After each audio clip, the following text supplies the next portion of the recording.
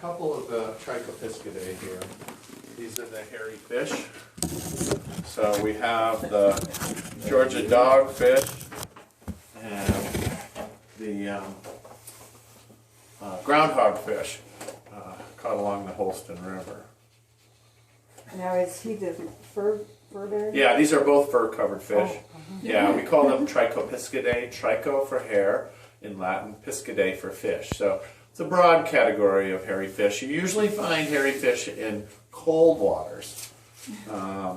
This series here, and let me just find the title page first. This is the Rare Zoological Specimen collection. Publication of the Association for Creative Zoology in cooperation with Hope Scholarly Lithography, collected and compiled by the Reverend James Randolph Denton. So Julia, do you know what kind of creature this is? Not sure. You don't see those up in Iowa very much. You find them south of here. They're called, it's the swine armadillo. And so here we have the Australopithecus simian-centaurensis. Look, horse hands.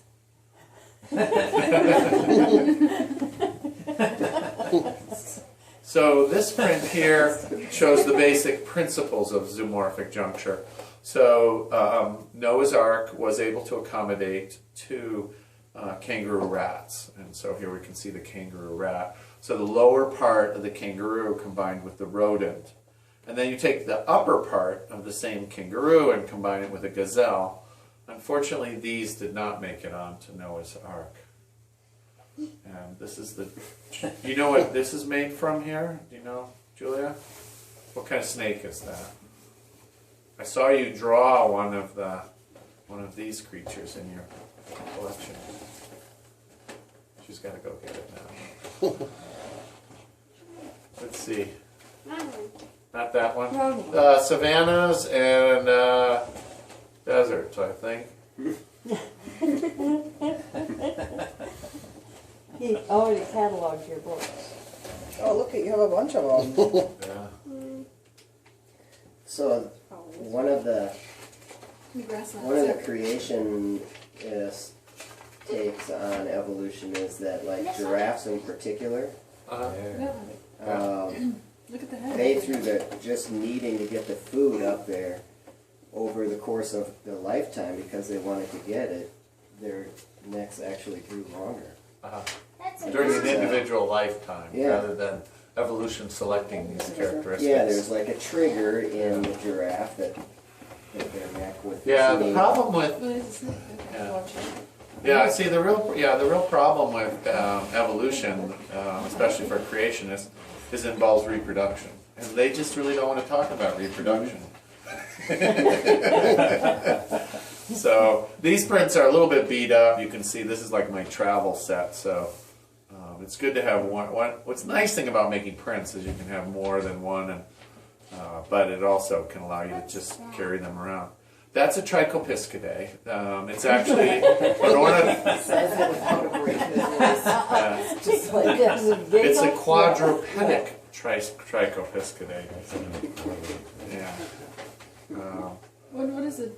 Okay, I got the pisky. Right. Fish. Tricho What's is a Latin for hair.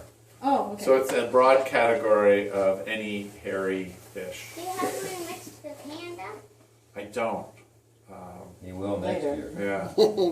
So this is one of the more well-known living zoomorphic junctures. That's the duck-billed platypus, which, as everyone knows, is just a beaver and a duck.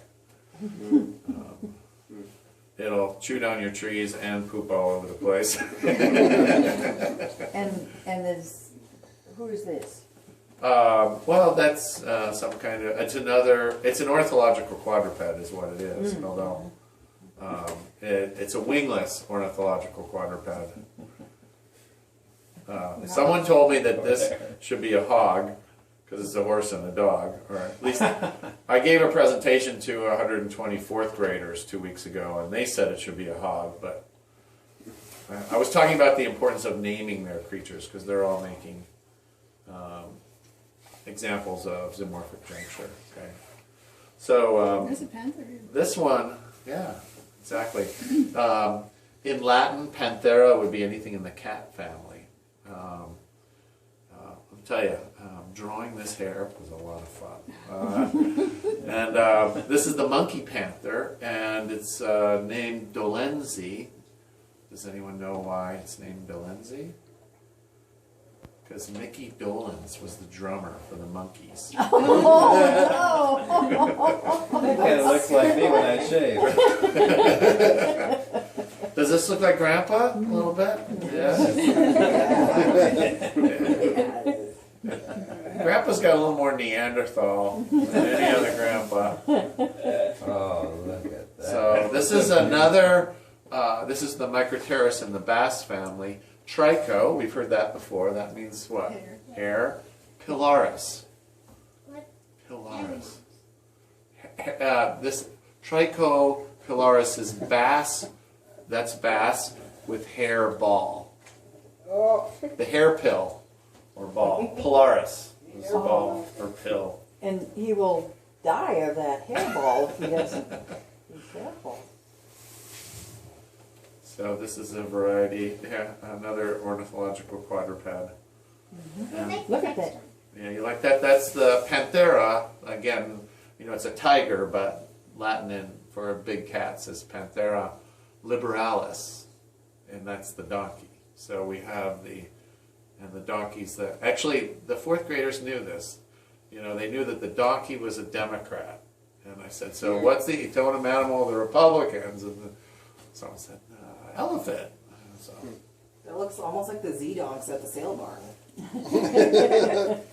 Kind of. This one is so beautiful. so these are from a set that's ornithological quadrupeds. And I can bring these forward. So the real classic ornithological quadruped is this. Julia, you know what that is? A dragon bird. Yeah, exactly. And in ancient mythology, it had a specific name with an eagle head and a lion body. It's called a griffin. So you might want to try to draw a griffin sometime. She's studying. Classical mythology now? Yeah. Is that you or is that your sister? I mean, is that your cousin? That's me. That's you. Uh-huh. So you knew I this. should have asked you what this was. Yeah, Griffin. Yeah. And so here is the introduction to this series of prints, and we have fossil evidence of one of the four-legged birds with passages from the Bible for these different creatures. And the first sentence reads, ornithological quadrupeds are an irrefutable part of God's creation, period. Just goes on from there, talking about the different species of four-legged birds. And so there's 7 prints in this series of four-legged birds. We have the Moroccan mouse parrot. Are you following along in your book, Julia? She is. It's the big-footed Moroccan. Now, according to the text, the Moroccan mouse parrot spends its summers along the Mediterranean, where it's warm. No, it's summers in the Atlas Mountains, and it's winters along the Mediterranean, where it's a little warmer during the winter. Smart bird. And here we have the American badger swallow, and Lewis and Clark, when they traveled across North America, found some of the American badger swallows. What is that little thing? That's just a little bug beetle that's, Noodle woggle. it's food. It's food. It has an odd face. It does. So this has an odd face? Yeah, there's a little bit of Picasso in that drawing, I think. And here is the Amazonian lizard hawk. And when you think about both reptiles and birds laying eggs, it's very natural to imagine such a creature with a nest. With a skinny neck. Uh-huh. And look at the length of that I'm tail. getting all kinds of ideas over here. Yes.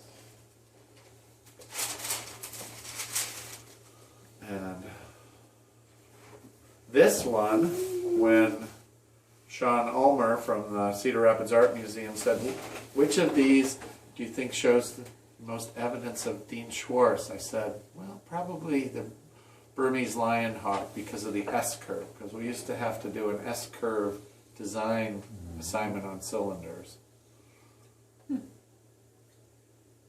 Nice eyeball. If his name hadn't been Schwartz, you know, the S curve could have turned into a W or a P, maybe. Building. This one's great. The Nordic hair falcon. Wow.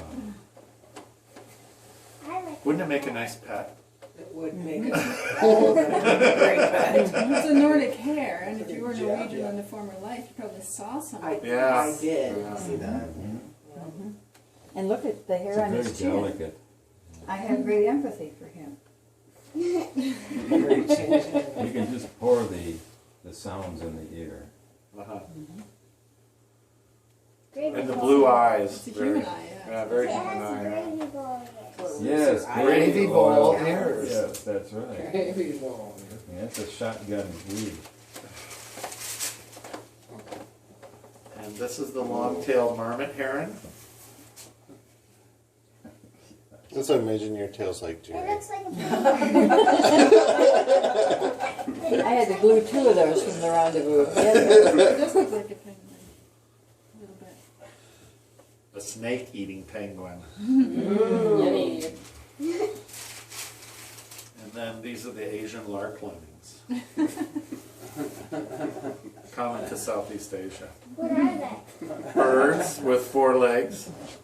And they run toward the And sea. hair. They look like monkey feet. Uh-huh, a little bit of monkey feet. They have prehensile toes there. Well, thanks for letting me share these. Thank you.